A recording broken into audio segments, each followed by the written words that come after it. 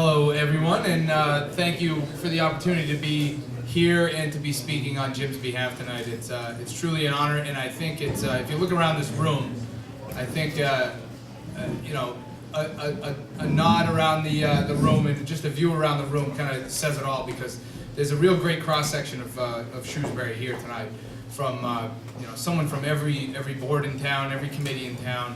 I think that speaks, and I actually just want to acknowledge one other person, our town moderator who snuck in just a moment ago, Chris Mena.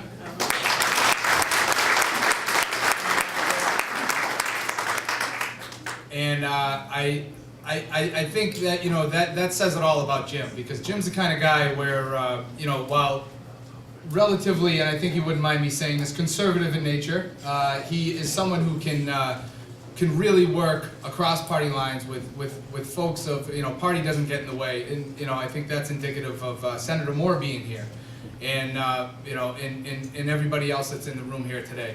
He's really a guy who puts the town of Shrewsbury first and really understands what's best for the town. You know, I think there's a mindset with some other folks out there who, you know, anything that costs any money, we can't be doing it. But Jim sees the big picture, and that's really one thing that I really respect about Jim. He, while he has that really, you know, fiscally conservative mentality, he also really has, he can step back and see the greater view of the greater good of what the community needs. And he's not afraid to get involved, which a lot of people that are in the political spotlight oftentimes, you know, don't want to throw their hat in one way or the other for the political backlash of the folks on the other side. But I think that, you know, one of the things that I've always admired about Jim, and looked up to Jim, you know, for this reason, is he's not, when he believes in something, he's not afraid to take a stand. And I often have to say, whenever he does take a stand, I find myself oftentimes agreeing with him. He knows he lives in the community, he's around, he sees it, he has children that are in the schools, and he can take that step back and really identify the things that are important for this community, and most importantly, he gets them done. There's very few people I've met in this world, and especially on a professional level, who is able to take that 20,000-foot view of something and boil it down into a really simple concept. And you know, especially when I'm working on things, even on the state level, with his background in the state, local politics, and in the private sector, Jim's really he's had a great perspective on. Sam, would you please quiet down over there, buddy? Kind of tired. Good God, it's rude.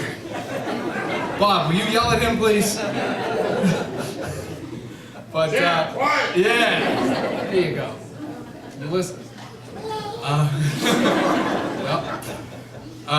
No, but Jim really gets it, and you know, I turn to Jim on a number of occasions when I'm dealing with things up in the State House, and especially when there's local things where we can get things done at the state level for Shrewsbury. Jim's always there for an answer, for a joke, or at the very least for a crazy outfit to lighten my day up. You know, so it's fantastic. But you know, Moira really summed up a lot of the things. She's seen it from the perspective of working with Jim at the selectman level. I see it sort of from a different perspective. You know, Jim, Hannah, the kids, everybody have been great friends and great support to me. And you know, there's no one more I'd rather be supporting in this race than Jim. He's just a great guy. He's got a great family, and he's the guy we need for Shrewsbury, because he really does get it.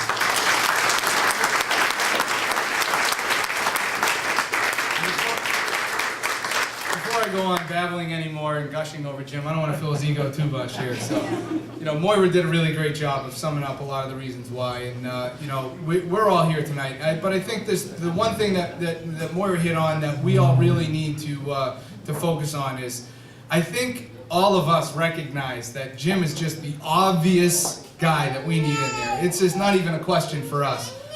We can't let that apathy get the best of us. We need to get out there. We need to work for Jim, because that apathy could really come back to haunt us a little bit. We need to make sure that you see the signs around town, and there's a little core that are out there for, you know, for the other side, but we all know that Jim is the guy, and we got to make sure that our friends who might not be paying as close attention as we are, that we get our friends out there to the polls for Jim, because we got to make sure that we keep this town in the right direction, and there's no one more that I think is more capable than our chairman, Mr. Kane.